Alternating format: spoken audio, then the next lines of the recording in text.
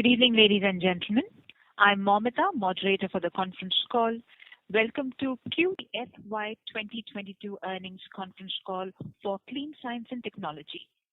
As a reminder, all participant lines will be in the listen-only mode, and there will be an opportunity for you to ask questions after the presentation concludes.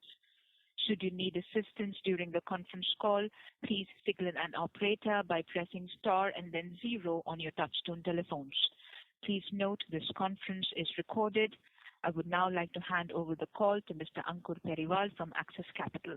Thank you, and over to you, sir. Thank you, Momita. Good evening, friends, and welcome to Clean Science and Technology's Q3 FY22 post-result earnings call. As usual, the call will be initiated with a brief management discussion on the 3Q and the 9 months performance, followed by an interactive Q&A session. Management will be represented by Mr. Siddharth Tikchi, Promoter and Executive Director, and Mr. Prateek Bora, Chief Financial Officer. Over to you, Siddharth, for the initial comments. Thank you so much, Ankur. I hope I am clearly audible. Yeah, that's good. Thanks. Good evening, everyone. I trust all of you are safe and healthy amidst this new Omicron variant of COVID. Let me begin this discussion by first telling you all that we had communicated last time about a certification called as Green Co. And we are very pleased that after a work of about a year's time, Clean Science and Technology has now been awarded a Green Co rating certificate with a silver rating, which is very prestigious, and we are we are the only company, specialty chemical company in India to have received this Green Co certification. This proves our emphasis on cleaner, innovative and sustainable chemical processes, and thus the name Clean Science and Technology. So I thought let me begin with this. During this quarter, we have launched 2 new products. One is called Parabenzoquinone, which finds application in agro and monomer industry. Again, this product was typically made by Chinese companies, and we are the only company in India to start production of this PBQ, again with a very innovative catalytic process. The second product is called TBHQ, which is used as a stabilizer in edible oils. And this product, the most important reason to start this product is all our customers who buy BHA and ascorbyl palmitate from us need TBHQ to complete the basket, and hence this will increase our package to the same customer. Going on quarterly financial highlights. So let me tell you that we are pleased that the company has recorded highest ever revenues and after tax during this quarter. The total revenues for Q3 has been at 181 crore, which is increased 18% on quarter-on-quarter basis and 44% on year-on-year basis. The domestic sales for the quarter were 52 crore and export revenues were about 129 crore, which shows a very strong revenue built up in our existing product portfolio. The company's EBITDA increased to rupees 76 crore as against 63 crore, an increase of 22% on year-on-year basis. This quarter, the raw material prices hike further increased. The shipping freight prices also increased dramatically, and also the power and fuel cost increased, and these are the 3 major factors why our raw material costing has been slightly more than we had anticipated. However, despite of very steep increases, we have been able to marginally pass on price increase to customer, but majorly because we were contracted until December, and the new contract which will start from January has still further price improvements. Our balance sheet continues to be very lean. We are a debt-free company and sitting on a cash of about 280 odd crores. Capex has been very, very timely. We have commissioned 2 new plants in our new unit, which is called the Unit 3, for manufacturing of PBQ and TBHQ, which I just mentioned. and we have also increased capacity of our product called as BHA by about 50-odd%. So the capex during the last 9 months has been 110-odd crores, which is all funded through internal accruals, and the estimate for the entire FY22 stands at about 150-odd crores. The newer plants which are going to come up by September or October 22 are the HAL series which we were discussing. The construction is on its way, and we are very hopeful that 2 of these lines called 701 and 770 should begin by September 22. Apart from this, we are adding additional line of MEHQ and guaiacol, which will increase our capacities by almost 30 to 40%, and these lines will begin by mid of March, so almost about 1.5 months from now. On outlook, a sizable capex is underway towards existing and new products. The business, as I look forward, looks very, very strong. The growth in terms of revenue is going to be robust. Also, as we have added new products to the basket, this will help us de-risk from our existing product portfolio. Elevated raw material prices, elevated freight prices and power fuel price remains a short-term challenge for us, but our focus is to focus on continual improvement and continual yield improvement where we can offset these high prices. We will of course continue. We feel that in FY22 we'll be able to add a lot more, to add more customers to our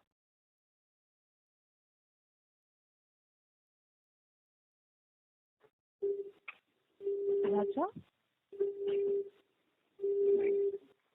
Ladies and gentlemen, please stay connected. Sir, please go ahead. I don't know where we got cut off, but so the last point was, of course, that we'll continue to increase our both Indian and international customer presence as we are adding new products to the basket and hence adding newer customers in both Indian and overseas markets. So this is from my side. Thank you. Thank you, sir. So shall we open the line for questions then? Yeah, we are okay. Please go ahead. Thank you, sir. Ladies and gentlemen, we will now begin the question and answer session. If you have a question, please press star and 1 on your telephone keypad and wait for your turn to ask the question. If you would like to withdraw your request, you may do so by pressing star and 1 again.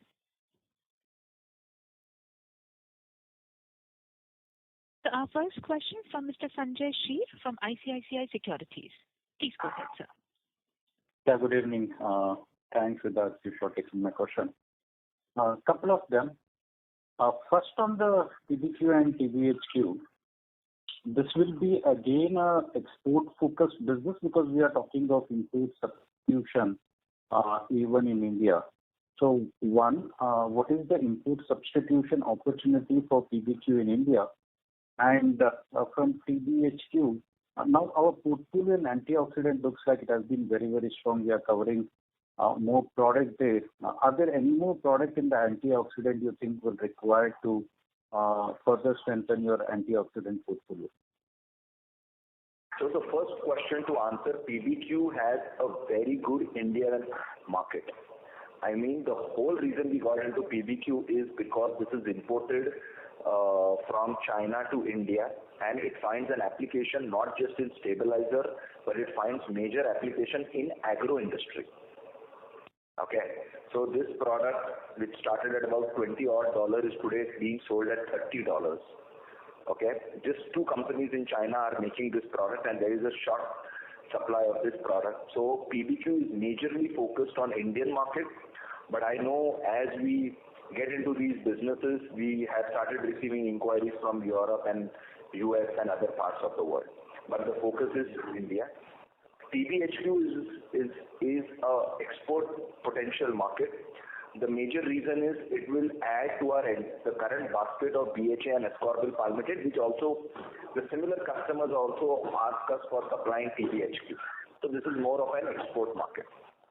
The second question which you asked is any other stabilizer or which we should add? So the answer is we should definitely, Clean Science would definitely want to add another product called as phenothiazine. It is a very important antioxidant, but we have yet not been successful in developing this technology. We have been fiercely working on this product, but I do not want to comment whether we will be successful or not. But yes, that is another product which I definitely want to add in our product basket. Can you repeat the name of that product? Sorry, I didn't get it. PTZ, phenothiazine. Okay, PTZ. Got it. Yeah, whatever. Yeah, sorry. Just one follow-up on the PBQ. What is today import India do on PBQ? So in terms of quantity which India imports today? 20 tons a month. So 70 tons a month. And what will be our capacity for PBQ today? Right now it's only 40, and because it's a very tricky product. See, the problem is this is an oxidation reaction. And the problem is the color of this product is extremely important. Why nobody has been successful in India is because this oxidation, if it goes wrong, you tend to form a greenish product which is absolutely useless. So we decided to do it in two phases. So the building is set up, but we've only put up phase 1 right now, which will be about 40 odd tons. And I feel now we are being very confident. We have already been about a month of production. We are very good with our product color and all. Now we are already ordering for phase 2 and doubling the capacity to 80 tons, which will take about 3 months from today. Got it. And this will be anisole value chain, both TBHQ and PBQ? So there is nothing to do with anisole in these technologies. Okay. Then different raw material, entirely different chemistry. Both for PBQ and TBHQ, both? PBQ is an oxidation reaction. Reaction-wise it is okay, but the raw materials are different. So it is nothing to do with our existing technologies. Of course, there is a different catalytic process here, but it remains, our forte has been a catalytic chemistry. So this is also a catalytic-based oxidation reaction. No, and my whole purpose was to understand how much we are backward integrated. Are we buying a bulk chemical to start with in the PBHQ, or we are buying an intermediate and further doing an extraction? Yeah, for TBHQ and PBQ, the major raw material remains hydroquinone, which is also a commodity chemical and which can be purchased from US or Europe or China or Japan. Got it. That's fair. And TBHQ capacity will be? About 1,200 tons would be installed capacity per annum. Got it. Now, second question, more on the margin side. You said that the December contracts are over. We are getting into new contracts for the new year. Right. How much price hike are we anticipating to take, or we would have taken because we're already a month into it? And will that take us back to the old margin, or will it take few more months, quarter to reach that? Yeah, I'll tell you what has happened is, I'll be very honest, the contract we started was about in the month of October or so. Okay. And it was a very common thing that, during this last, quarter 3, we were anyway seeing very high prices of raw material. So there was a real anticipation that 2022 would be a light year. The raw material prices will subside a little bit or at least remain constant. To our surprise, the oil prices further hiked up. That is why the raw material prices have inched up further. But what we have done in this new contract is, first of all, we are not quoting anyone on CIF basis, meaning we are only quoting X factory. So because alone in Q3 the prices of freight increased by 8% to 10% depending on Europe or US. So now all prices are only on X works basis, and whatever is the actual freight will be accounted to the freight. So hence that one hurdle is out, and we have been able to increase prices between 10 to 25% amongst the different products we have. So I am very hopeful that the margins should recover back and the RMC should again come down to between 30 and 32%, which is currently 36-37. So we have taken this price hike across the category. So to that extent, we should see some impact coming from the Q4, or will it take a quarter or so for full implementation? I think it should come from Q4. It should come from Q4. That's great. Yeah, that's it from my side. I will come back in the queue. Thanks for that and best of luck. Thank you. Thank you, sir. Ladies and gentlemen, if you have any questions, please press star and one on your telephone keypad. Now, our next question from Mr. Kishan Parwani from JM Financial. Please go ahead, sir. Yeah. Hi, sir. Thanks for the opportunity and congrats on commercializing these new products. So, if I understand it right, I think you also mentioned that this is a catalytic process that we use. So, and you have this HQ and probably you can use this H2O2 as well to do the oxidation. So, just wanted to check, do you plan to make HQ in-house just to have that phenol to PBHQ and PBQ kind of a whole chain or no? It's a very interesting question. See, the point is, making hydroquinone sells like gold. So making a plant for hydroquinone is always beautiful. But the problem is, along with hydroquinone, you get a byproduct or a co-product called as catechol. And the biggest problem remains is how are you going to dump or get rid of this catechol? Because any process you do, you get 50-50 or 55-45 ratio between hydroquinone and catechol. So the problem is not hydroquinone, the problem is how are you going to sell catechol? And then for catechol, you have to get into the entire chain of making vanillin, which goes into flavor and fragrances where the lead times are very high. So as of now, we have not really thought of getting into hydroquinone catechol because of this so-called bigger problem. Plus, newer capacities of hydroquinone and catechol people are announcing capacity expansion of hydroquinone and catechol. So I think it will be interesting to see this market for the next 6 months. And if we feel that there is real need, we can consider this. But if there are already a crowded market, it is better to just buy hydroquinone and make your end products and look at that. Understood, sir. Understood. Thanks for that. And I think just one more question from my side is that, I guess your capex for this year has gone up, I think from 120 crores to almost 150 crores that you're guiding. So is the capex for 23-24 also going to go up? And because we have now taken Unit 4 will start, which is a greenfield project, and it's a 34-acre plot. So I feel that capex will be further more than what we did until now. So it will be one of the biggest capex in the history of company. So can we say more like 200 crores per annum for 23-24? Could be in the similar range, yes. Yeah, similar range. Possible. Absolutely possible. Okay. And Unit 4 will be the unit where we'll house the entire HAL series. And of course, newer products for pharmaceutical and flavor and fragrances. Understood, sir. Those are all my questions. Thanks for your time, sir. Thanks. And congrats. Thank you, sir. Ladies and gentlemen, if you have any questions, please press star and one on your telephone keypad. The next question from Mr. Ritik Sharvak from Edelweiss. Please go ahead, sir. Hi, sir. Good evening. I just wanted to ask on the capacity utilization in this quarter. Yeah. So in terms of capacity utilization, DCC is the most underutilized plant at this stage. It's operating in the range of 30-35%. The rest of the products are operating north of 65-70%. Okay. And sir, I just wanted to ask on this PBQ product that when do we, as you said that 40 tons are the current capacity of PBQ, right? Right. And sir, after this 40 tons extra that we are adding in coming 3 months, what kind of revenue potential it could give in next 2-3 years? Sir, अगर आज देखिए $30 is the price, so $30 becomes about 2,000 rupees.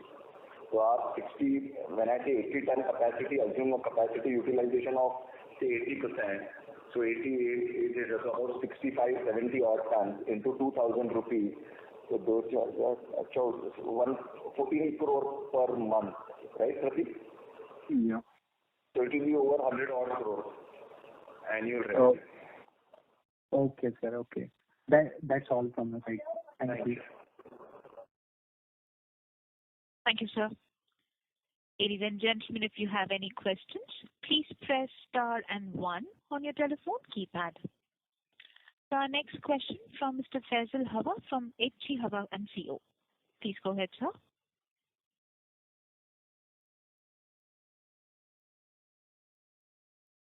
Mr. Hawa, can you please go ahead? Yeah. What is our client concentration?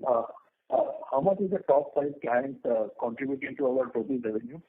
And I mean, how do you see the competition coming up? Is someone trying to really come up to our manufacturing best practices or the various even though we don't have it patented, but is there somebody still able to catch up with our technology? So I'll first answer on the technology. So the technology deal remains is that we have been manufacturing or using this technology for the past 14 odd years. We are fully backward integrated from phenol to anisole, anisole to NEH2 coaguol, and NEH2 to DHA. It's a long chain. I mean, we've worked very, very hard developing these catalytic technologies, getting these current yields, quality of the products, and of course approval of these products at different, across the world. So I don't think it is very easy for somebody to just come in and, start all these lines together. So I'm sure if somebody wants to do it, it should take minimum of 5 to 8 years, to get the product right, to get the quality, to get the yield, to get the efficiencies, to get approval at our customer. So it's a long process. I mean, it is not very easy to just get into these businesses. And in terms of client concentration, top 5 clients contribute close to 35% of the top line during this quarter. And is it a fair assumption to or any investor analyst to make that our internal target is to double revenue every 3 years? Interesting. But yes, I mean, if we grow at 25-30 odd %, then we should be able to double the revenues every 3 years. Between 3 to 4 years, yes. Yes, absolutely. And any company internationally that you really respect, where you feel like in 10 to 15 years down the line, and where you feel that they have been able to build up a company which is beyond the immediate promoters or the management? See, I think globally there are the way global companies operate and the way Indian companies operate, principally only there are a lot of differences. I mean, Solvay is our very big competitor, but we have very, very high respect on the way they operate, the way they have built this market over the last 15 years, because when we are trying to penetrate these markets, which was acquired by Solvay originally, it was a task to replace them over the last 7-8 years. So of course there is a very high respect for Solvay. Of course, companies like BASF who are our customers, companies like Sunrise, the way they operate, the way they have systems in place. So of course every company has some of pluses, and we definitely look at improving from each of these companies a little bit. And to also add to this, that Indian companies are also very respected. For instance, a PI or an SRF are very, very respected companies in their segment, and these are some companies whom we would like to follow as well. Thank you. Are you finding any difficulty in hiring personnel to man our marketing or production functions? Not really. I mean, of course, with the ESOP schemes, it is helping us to retain good people. New people are also coming in. And, Pune is a hub. Not many chemical companies are there. So people who are inclined to join chemical companies, the choices are limited, and we are one of them. So I think it works in our favor. Thank you a lot for answering so well. Thank you. Thank you. So our next question from Mr. Ankur Periwal from Axis Capital. Please go ahead, sir. Yeah, hi, Siddharth. So, 2 questions. One on the overall competitive intensity. Given that our technology as well as the catalytic-based approach gives us a very significant, cost advantage there. And there has been a raw material inflation, across most of the commodities, and probably competition both in India and abroad would be facing much higher, margin pressure there versus us. So given the RM inflation that we have, already taken, how are we placed now from a competitive positioning perspective? My sense is probably there could be much sharper volume growth for us going ahead, but your comments on that. Yes, you are absolutely right. See, this is a year, we are adding capacities of our existing product line. Now, if we are approved at all the accounts, now the second question is, what wallet share of business can we take from our existing customers? Okay. So, if we are able to offer them right price, 22 would be a year where we will be able to really grab bigger market share across the customer levels globally.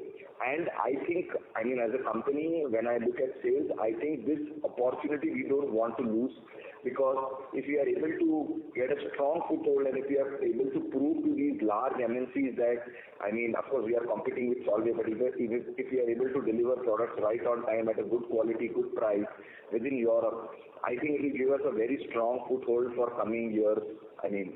So I think that's a very strong advantage for us for increasing our revenue growth. And maintaining having decent market price. Sure. And in the starting, you did mention your focus not only to add new products which we are adding, but also to add new customers, across geographies. Any specific, maybe geography-led focus here, or probably it's more higher wallet share from the existing ones there? So I can only say that we have increased our wallet share, for instance, with BASF. We have now secured a 3-year contract with BASF with almost 70 to 75% of their business. This business was not with us until now. We were always the minor share, but in the next 3 years we have got a majority share at BASF. To give you a reference point, an example. Sure. That's helpful. And just lastly, as you mentioned on TPHQ, wherein we are focusing, adding more products, trying to get more wallet share from the customers. Are there many more such products which are supposed to be launched maybe over the next 12 to 18 months, apart from the HAL series? And adjacent to that, from HAL's perspective, are we targeting the existing customers, or it will be a mix of existing plus the new ones? No, I'll give you. HAL, for instance, the first 2 products which are going to come up, these are called 701 and 770. 770 is entirely, all master batches in India are buying this product. So it's an absolutely different market. We have already started talking to different distributors or different customers in India. Currently, 770 is imported to the tune of 3,000 to 4,000 tons per month in India. 3,000 to 4,000 tons per annum to India. And our first set of capacity is only 2,000 tons. So absolutely new customer base, but more than happy these customers are currently only dependent on import for these products, and we will be able to offer them. 701 is a product which goes into water purification, apart from stabilizer in monomer industry. Again, a very different application, but very similar chemistry as 770.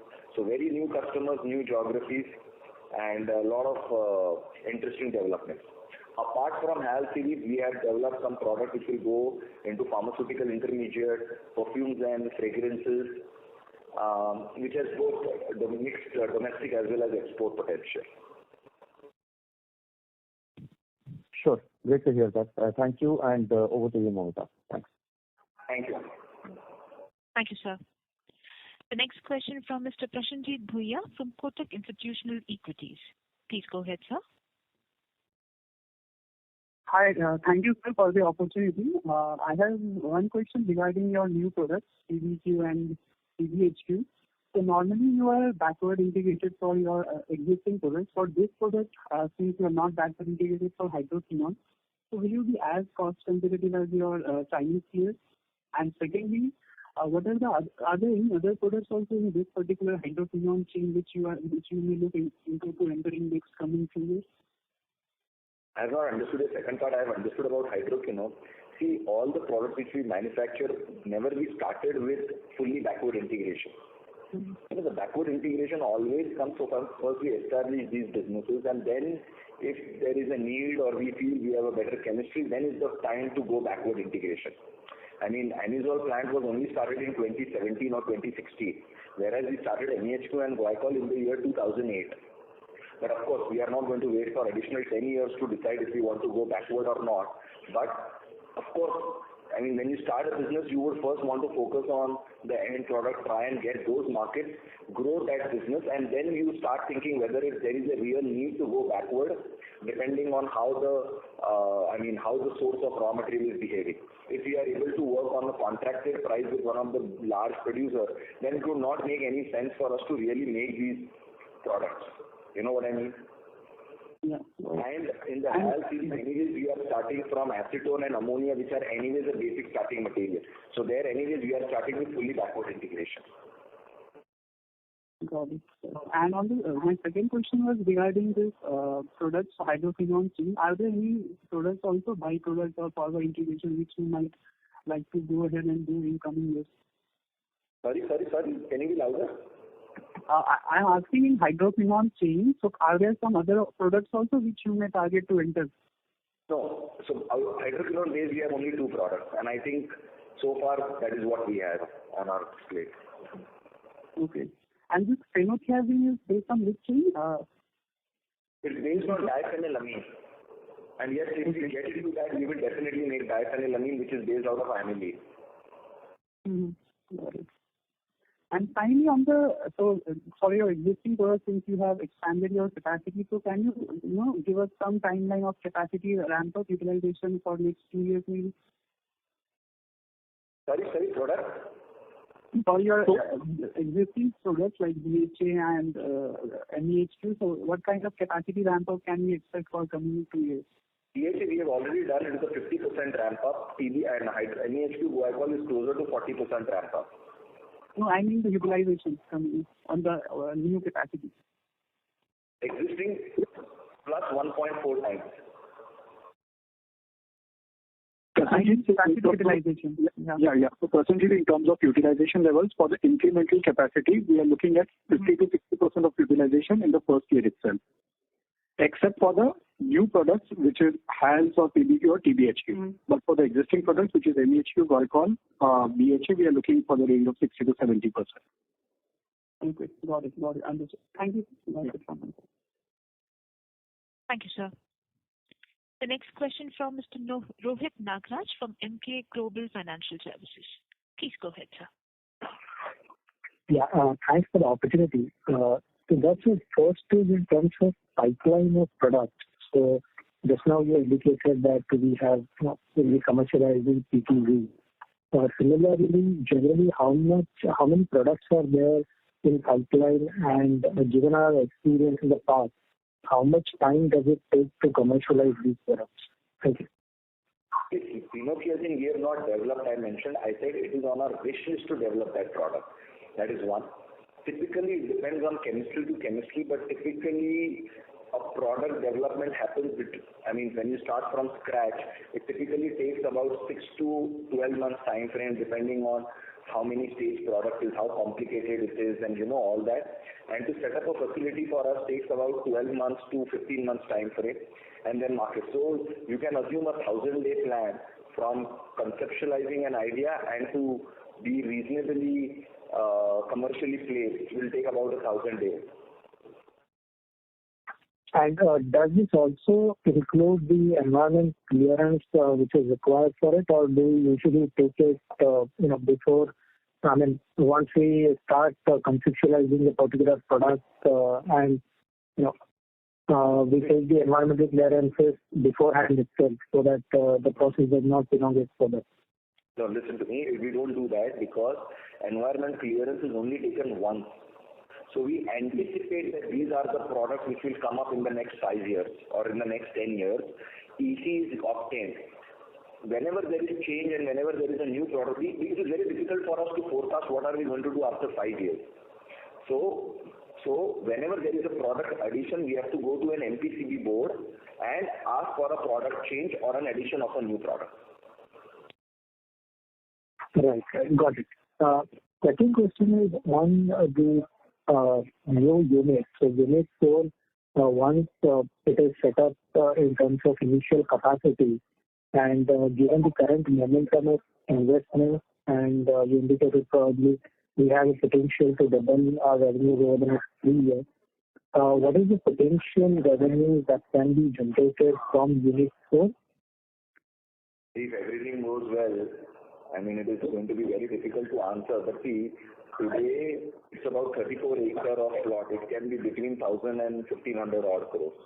Yeah. So typically the asset turn would be in the range of 2.8 to 3x. 3x, you will be investing close to between 3 and 500 crore into 3 times. So 1,500 crore ka revenue is expected out of 34 acres when it is fully utilized, which will take 3 to 4 years time. Right. So effectively for the next 5 to 7 years, we do not need any more land in between based on our growth rate. So we may try to find out a newer location or a new land parcel. No, not for next 5 to 6 years at least. Additional location is not on the cards for next 5 to 6 years. Unless we get something very interesting in inorganic growth, then it is a different case. But I think for the next 3 years, we are sorted with Kurkuk. Right. So, any update in terms of the R&D team, R&D investments that are going in, expansion of the R&D team, anything on this one? We have a very solid R&D team with about 50, 60 scientists working with us. I mean, we have about 6, 7 odd PhDs. And we are working on extensively on catalytic chemistries, which I mentioned. And so far, we have constructed very recently a new new R&D lab in our Unit 3, which is just operational about a month ago, one and a half month ago. So far, and plus with the Unit 4, we'll come up with another R&D center. So we will keep growing on R&D capabilities and capacities for sure. Right. Got it. Just one last question. We have quite ambitious plans in terms of investments and growth. So any new key managerial positions which have been added in the recent past on the senior levels to take this growth forward?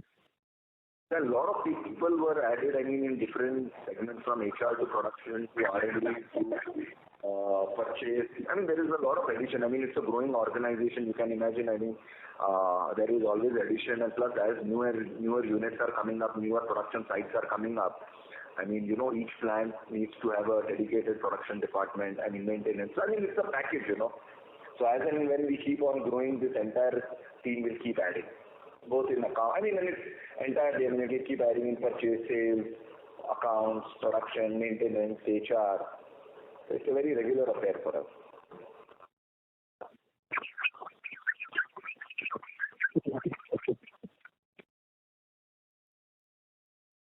Thank you, sir.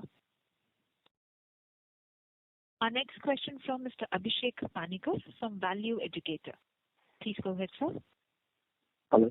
Thank you for the opportunity. Hello. Yeah, we are there. Yeah. Can you help me with the margin hierarchy for the following products like TBHQ, BHA, MEHQ and everything? Like how does they rank in terms of margins in different orders? See, I'll tell you what happens is, any newer product when you add to the basket, you will always be with lower margins. Okay. Because you are working on it. There is a lot of work which will still keep going into it. So any new product margin will always be much lower than the product which has been manufactured over the last 10 years. So it is a very difficult question to answer. As these products, mature, as our people get hands-on experience on managing these things, the yield efficiencies, and of course the costing improves as and when we move on. So newer products always less margin, older products always better on margins. Okay. Thank you. That's it from my side. Thank you. Thank you, sir. The next question from Mr. Anubhav Sahu from NV Research. Please go ahead. Hello. Hi. Thanks for the opportunity. Couple of questions. One, if I got it right, for MEHQ and glycol, in next 1.5 months, we would be increasing our capacity by 30 to 40%. Is it right? Right. So, could you specify that post expansion, what would be the capacity in both these products? No, sorry, we are not comfortable sharing product-wise capacity. Okay, no problem. And if possible, in terms of, the broad categories like performance chemicals or pharma intermediates, will it be possible? Yeah, we'll get back to you with this, but overall, the capacity expansion post this phase, the capacities would go up by around 60-odd% with all the three segments. Yeah. Okay, at the base, taking the base of 30,000 in the fiscal 21. That's right. Yes. 60% on that. Okay. Okay, that's great. And if you could, talk a bit about MEHQ's, end market distribution. For example, how much revenue, for example, comes from super absorbent polymers and so on. Any approximate number, like how is the revenue? So majority of... Yeah, sorry. Can you repeat the question? Yeah. Basically, my question is with regard to product MEHQ. What is the the end market distribution for this product? In terms of Usually, this market is about 80% goes into monomer industry as stabilizer, and 20% is 15% could be about agro, and 5% could be other applications. Okay. And in this 80% which goes to stabilizer industry, in the monomer industry as a stabilizer, how much, maybe it's a nascent industry right now, but how much it goes for super absorbent polymers? I think out of that, 30-35% could be going in SAPs. It goes into acrylic acid, and acrylic acid is used into a variety of applications, including super absorber polymers. And super absorber polymer is growing at 6 to 7 odd %. Mm-hmm. Okay. So approximately 1/3 would be going for acrylic industry. I am assuming that. Okay. And China happens to be a key market for us, like almost 40% of revenue comes from there, right? These MNCs have moved their operations in China. Okay. And is there any, product differentiation, in terms of what is in demand in China compared to the rest of the world as far as we are concerned? In terms of what is our packing order, what kind of products we sell to China? Sorry, could you repeat? The kind of products which we export to China, are they, what kind of products actually are in demand in China as far as we are concerned? We are selling all the products in China. We are selling MEHQ, we are selling glycol, we are selling format, we are selling BHA, we are selling ascorbyl palmitate. All the products going, where we are currently selling Veratrol. So yeah, all these products go into China market. Okay. But okay, thanks a lot. That's helpful. Yes. Thank you, sir. Ladies and gentlemen, if you have any questions, please press star and 1 on your telephone keypad. So we have a follow-up question from Mr. Sanjay Sheer from ICICI Securities. Please go ahead, sir. Yeah, thanks for taking my question again. First on the Hull series, I thought Hull has also a strong presence in the stabilizer category where we have a large portfolio, and we have chose to come up with master batches. Is that master batches you're telling you is a stabilizer product in domestic market? You are right. HALS itself stands for hindered amine light stabilizer. So it is in stabilizer series. So that is question answer 1. And 2 is master batches in India is one very large market. Master batches across the world uses 770. But for us, the most easy market to gain is Indian market, because we are sitting right here, and it is imported to the tune of 3,000 to 4,000 tons per annum. So, our focus would not be to export this product, but rather develop this Indian market for us. Got it. And whom will we be replacing this product? Because it looks like quite a big product, even from an international opportunity perspective. So the bigger players in this would be BSF in Europe, Sabo in Italy, and there is one guy in China, I'm just forgetting the name. So there is Everlight. No, those are Taiwan. I'm forgetting the name, sorry. It was just there, but I don't know why I'm missing it. So there are majorly these 3 companies are exporting the products to Indian market. So these will be the people whom we will replace. And Got it. I mean, today the duty is about 7.5% on these products. So that will also be very beneficial to us. Got it. Second, on the MEHP and therefore, we said that the utilization X of DCC is around 65 to 70%, and we are adding another 30 to 40% capacity in the MEHP and therefore, and we are guiding for an utilization of 60 to 70% in new capacity, and I believe that we will be ramping up the existing capacity. But that indicates a significant volume growth for a performance chemical in FY23. Is my understanding right? Absolutely right. We are, the performance chemical business will increase.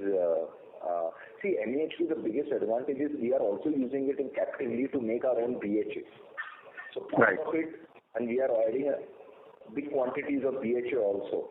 Hence, part of this MEHP will be used captively, and the balance will be used for selling to the market. So that is the plan. Fair enough. Okay, because we are adding 50% capacity in BHA. So telling a lot of MEHP which will produce will get consumed internally. Yeah. So, for instance, BHA, we have witnessed almost 50% YOY growth in volume terms. You are talking 9 months? YOY, Q3 versus Q3. That's Q3 versus Q3. Got it. One last follow-up on the hull series. You said that we will be looking at a larger capacity in the hulls for the Unit 4, and Unit 4 capacity or a capex itself looks like a huge 300 to 500 crores. How many products in this series are we planning to come up with? See, HALS, when I said 300 to 400 crores, it is not just HALS. It is a 34-acre of plot where we will also come up with a lot of pharmaceutical intermediates. We will come up with other products as well. HALS is one large segment which will come up very quickly. But there are other products also which will come up. So it's a cumulatively, I mentioned, between 300 to 500 crores. And HALS, which you said, would be about between 6 to 9 products of HALS. Different numbers like 701, 770, 292, 622. So these will be about 8 to 9 products in HALS series. Got it. No, that's fair. In the pharma, are we looking for a long-term contract, or it will just be an intermediary which we will sell in the market, or we are looking at some kind of a tie-up, long-term tie-up for this product? The pharmaceutical intermediate, we are not supplying to one major customer. There are ample of customers throughout, globally. So today they are all happy with annual contracts or half-yearly or quarterly prices. And that is how it works. And entering into pharma is also, they mention us in DMFs and all. So typically it is not easy for a new entrant to come in these businesses because the validation and all takes a really long time, stability of the end APIs. So it's a very complicated business. For us also it took about 7 years to get into big accounts. So I think we are comfortable this way, we are comfortable that way. So I think this is how it will work for us. And will it be a CGMP plant, or it would be N-2 to N-5, so it will be normal manufacturing? It's all KSM, key starting material, so we don't need any FDAs or DMS filing for our products. Okay, so that's not required for us. And will it be an import substitution kind of a market? We are looking at India generic company, or we are looking at a novel products globally? Yeah, like DCC is an import substitute which goes into antiretrovirals. Again, that is the only company, having such large capacities of DCC. No, I'm just looking at it because we have seen a lot of pharma companies coming under the pricing pressure, and at the same time we have seen a lot of API companies also coming under the pricing pressure. And then this trend is predominantly towards the India generic company. I just wanted to understand what will be our larger segment? Will it be an import substitution, or we are looking at a much larger export market as well? No. It will be majorly import substitute for pharma. It will be major import substitute for pharma. Yeah, because pharma is very, very concentrated in India. Right. India and China have become the biggest producers of API globally. So I think it makes sense for us to focus on Indian market, which is a very big market for us right now. Got it. No, thanks. That's answered all my question, and best of luck again. Thank you. Thank you, sir. I would now like to hand over the floor to the management for closing comments. So I think the call went well. I think we have been able to express our thoughts, how the business ran in quarter three. We are really hopeful and confident that we will have a good quarter four as well. And if I have been able to answer questions, if there is anything further, you can email us to our team, and we'll be able to answer those questions subsequently. That's all from our side. Thank you so much, and be safe and healthy. Thank you so much. Thank you, sir. Ladies and gentlemen, with this, we conclude our conference call for today. Thank you for your participation and for using Doorsabha's conference call service. You may all disconnect your lines now. Thank you and have a good evening, everyone.